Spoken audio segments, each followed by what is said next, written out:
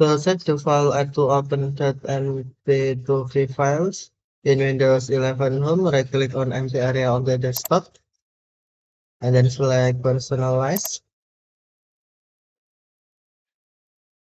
Next, click or tap Apps. Select the file apps.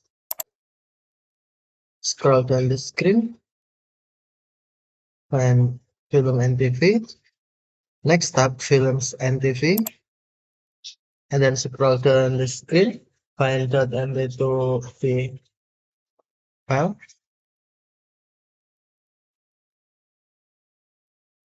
Next, tap .mp2v default app.